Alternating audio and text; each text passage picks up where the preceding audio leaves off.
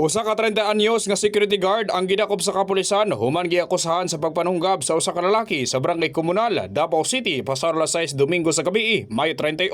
Ang nadakpan gilang nga si Ricky, residente sa maong lugar, samtang ang biktima mao si Jumari, 35 anyos, cabinet installer ug residente sa barangay Sentro Agdao, Davao City. Base sa investigasyon, nagsakay og motorsiklo ang biktima uban sa iyang asawa gikan sa balay sa ilang higala sa dihang ilang naabdan ang sospek nga nagwala ug nagbuak og mabotilya sa dalan. Mihunong ang biktima aron pakalmahon ang sospek apan misangpot kini sa mainit nga lalis ug pisikal nga konfrontasyon. Sumala sa asawa sa biktima, nikuha ang sospek og botilya. Gibuak kini nga mo'y gigamit sa pagpanunggab sa naong sa biktima. Wala pa kini nakontento o gidunggab sa makadagang higayon ang nagkadiyang bahin sa lawas sa biktima bisan pa man sa iyang pagsulay sa pagdagan aron makalikay. As of this time, sir, stable na ang kondisyon sa biktima and nag-prepare na nga to ang Buhangin Police Station, sir, no, sa pag-file og kaso, sir, against sa mga suspect ug dili magpasettle ang kaning biktima, sir, no, sa suspect. So ato ring gina-remind you, sir, no, kung mag-inom yun ta,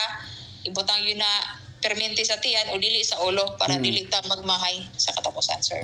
Sa karon, ana sa kustodiya sa Buhangin Police Station ang suspect samtang giandam na ang pagpasaka og kasong frustrated murder. In the heart of changing lives, ako si Brigada Gib Maing sa 93.1 Brigada News FM Davao, the Music News Authority.